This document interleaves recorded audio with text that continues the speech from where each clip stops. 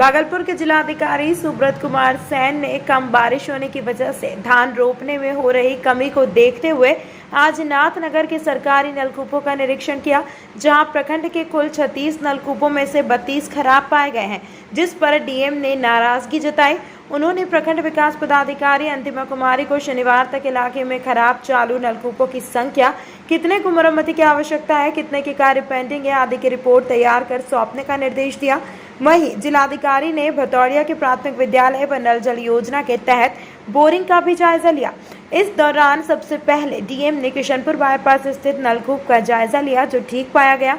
निरीक्षण के क्रम में स्थानीय किसान कैलाश यादव समेत अन्य किसानों ने जिलाधिकारी को बताया कि संबंधित विभाग को इस बार कई बार जानकारी दी गई, लेकिन कोई निदान नहीं निकला। आखिरकार खराब पड़े नलकूप को किसानों ने खुद 28,000 रुपए खर्च कर ठीक कराया है।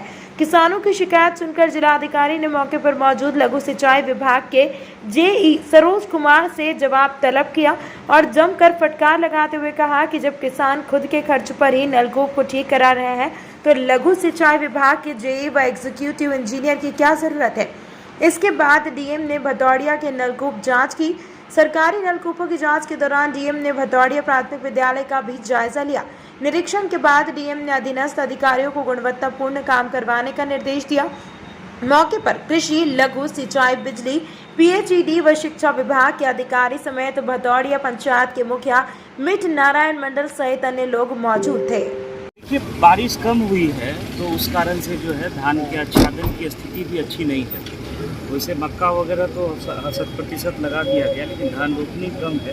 उसमें सरकार का निर्देश है कि एग्रीकल्चर फीडर में जो कनेक्शन मिला है उसको 16 घंटे बिजली की सप्लाई की है, तो उसकी व्यवस्था हम लोग करा रहे हैं। जो राजकीय नलकूप पुराने हैं, जो उसमें चलने लायक है, उनको ठीक ठाक करा करके किसानों को सिंचाई की सुविधा कराई जाती है। और जहाँ जो कमी है उसमें संबंधित विभाग के अभियंता ने उसको सुधार करने का निर्देश दिया जा रहा है। सारे पदाधिकारियों को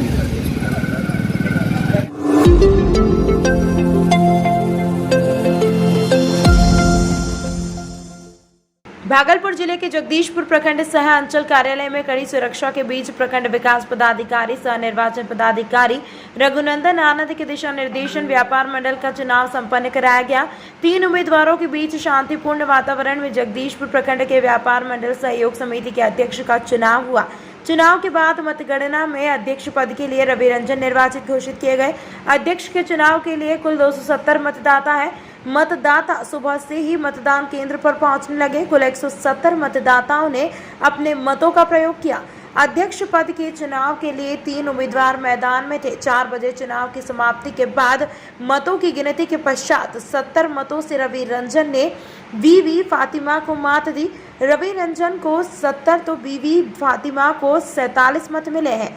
वहीं 24 मत रद्द किए गए। निर्वाचन के पश्चात निर्वाची पदाधिकारी सह प्रखंड विकास पदाधिकारी रघुनंदन आनंद ने विजय प्रत्याशी रवि रंजन को प्रमाण पत्र सौंपा।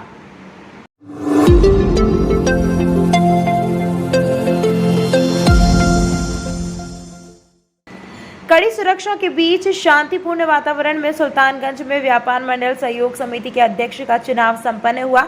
चुनाव के बाद मतगणना में अध्यक्ष पद के लिए अरुण चौधरी निर्वाचित घोषित किए गए। अध्यक्ष के चुनाव के लिए मतदाता सुबह से ही मतदान केंद्र पर पहुंचने लगे। कुल 403 मतदाताओं में 147 मतदाताओं ने अपने मतों का प्रयोग किया। अध्यक्ष पद के चुनाव के लिए 2 उम्मीदवार मैदान में थे। 4 बजे चुनाव की समाप्ति के बाद मतों की गिनती के पश्चात 104 मतों से अरुण चौधरी ने चंद्रशेखर शाह को मात दी। वहीं 8 मत रद्द किए गए। निर्वाचन के पश्चात निर्वाची पदाधिकारी सह प्रखंड विकास पदाधिकारी मनोज कुमार मुर्मू ने विजय प्रत्याशी अरुण चौधरी को प्रमाण पत्र सौंपा। व्यापार मंडल के सारे जितने सदस्य हैं उनको मैं जीत का बधाई देता हूं। उन्होंने फिर से हमको इस काम में करने के लिए चुना है। मैं इस काम में खड़ा उतरूंगा और व्यापार मंडल के कार्य को आगे बढ़ाते रहूंगा।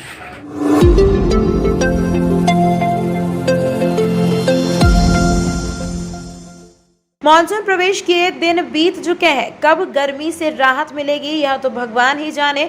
मानसून प्रवेश करते ही किसानों में खुशहाली आ जाती थी, लेकिन इस बार ऐसी परिस्थितियां नहीं बन पाई है। पिछले वर्ष की भांति इस वर्ष मानसून प्रवेश करने के बाद लगभग 20% बारिश ही हुई है, जिससे ना तो बिचड़ा रोपा जा सकता है और ना ही खेती की जा सकती है। कई जगहों पर किसान पटवन कर खेती कर रहे हैं तो कहीं खेत खलियान सूखे पड़े हुए हैं। मानो दृश्य देखकर यह लग रहा है कि इस वर्ष कहीं सुखाड़ की संभावना हो जाए। मौसम विभाग का अनुमान है कि जुलाई अंतिम सप्ताह और अगस्त के सप्ताह में बारिश होने की संभावना है। इस संदर्भ में जब जिलाधिकारी सुब्रत कुमार सेन की बात हुई तो उन्होंने कहा कि अगर ऐसी समस्या उत्पन्न होती है तो जिला प्रशासन के द्वारा हर संभव सहयोग किया जाएगा। और बिचड़ा अभी भी खेतों में तैयार पड़ा हुआ है, तो बारिश का इंतज़ार हो रहा है।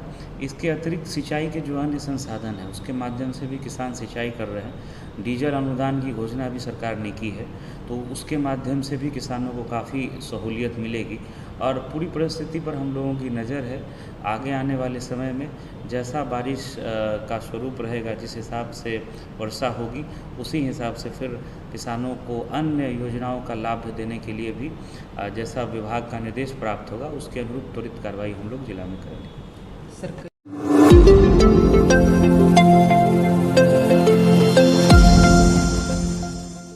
बिहार कृषि विश्वविद्यालय सबौर 5 अगस्त को अपना 13वां स्थापना दिवस मनाने जा रहा है। इस कार्यक्रम का विधिवत उद्घाटन बिहार सरकार के कृषि मंत्री अमरेंद्र प्रताप सिंह के द्वारा किया जाएगा। वहीं विशिष्ट अतिथि कृषि विभाग के सचिव एन श्रवण कुमार रहेंगे। कार्यक्रम की अध्यक्षता कुलपति अरुण कुमार करेंगे। स्थापना के बीते 12 वर्षों में इस विश्वविद्यालय ने शिक्षा, शोध, प्रसार व प्रशिक्षण के क्षेत्र में युगांतकारी उपलब्धियां दर्ज कराई हैं। स्थापना के दिन जहां इस विश्वविद्यालय के प्रशासनिक नियंत्रण में मात्र 4 महाविद्यालय थे, वहीं आज राज्य सरकार के सहयोग एवं विश्वास से अब इसके प्रशासनिक नियंत्रण में 9 महाविद्यालय, 12 अनुसंधान केंद्र एवं 22 कृषि विज्ञान केंद्र हैं, जो अनवरत कृषि शिक्षा के क्षेत्र में काम कर रहे हैं।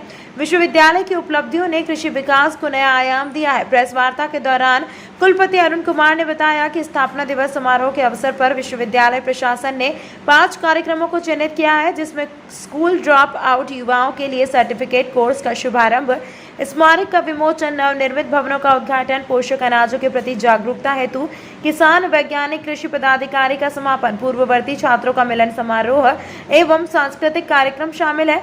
समागम कार्यक्रम में doctor Sangappa, doctor Shweta Mishra, professor Z A Haider एवं अन्य शिक्षाविद शिरकत करेंगे। इस कार्यक्रम में 38 जिलों के कृषि पदाधिकारी सहित 100 से अधिक किसानों के भाग लेने की संभावना है।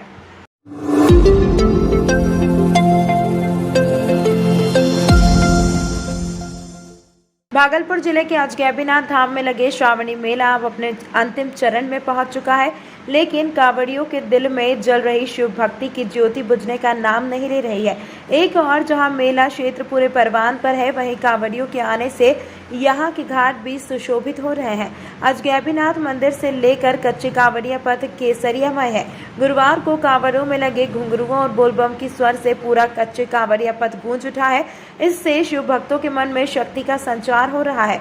इसी कड़ी में श्रावणी मेले के 22वें दिन देश विदेश से पहुंचे हजारों कांवड़िए शिव भक्तों ने पवित्र उत्तर वाहिनी गंगा में डुबकी लगाने के बाद कांधे पर कांवड़ लेकर बाबा वैद्यनाथ की नगरी देवघर के लिए 105 किलोमीटर की यात्रा पर पैदल पांव निकल पड़े हैं।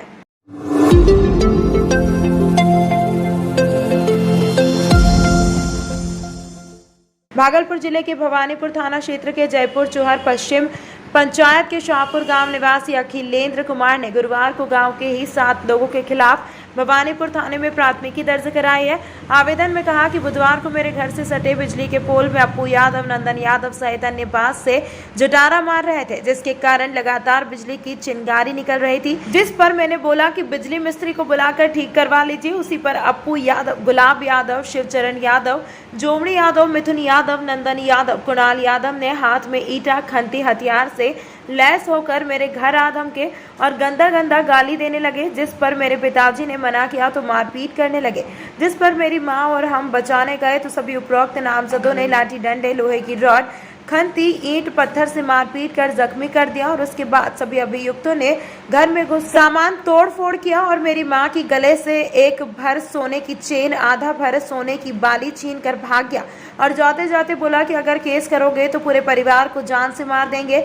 वहीं मामले को लेकर थाना अध्यक्ष रमेश कुमार शाह ने बताया कि प्राथमिकी दर्ज कर मामले की जांच पड़ताल की जा रही है।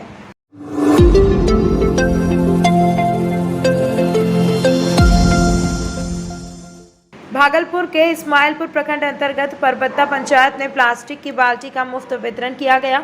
परबत्ता पंचायत के सुपरवाइजर शेखर कुमार ने बताया कि कई परिवार को 2-2 प्लास्टिक बाल्टी दी जा रही है, जिसमें सूखा कचरा अलग रखे जाएंगे और गीला कचरा अलग। इधर परबत्ता पंचायत की मुखिया बीना देवी का कहना है कि हमारे पंचायत में जहां तहां कूड़ा कचरा फेंका जाता है, लेकिन अब कचरा जहां तहां नहीं फेंका जाएगा। कचरा फेंकने की जगह जहानवी चौक से जाने वाले इस्लामपुर रिंग बांध के आसपास दी गई है।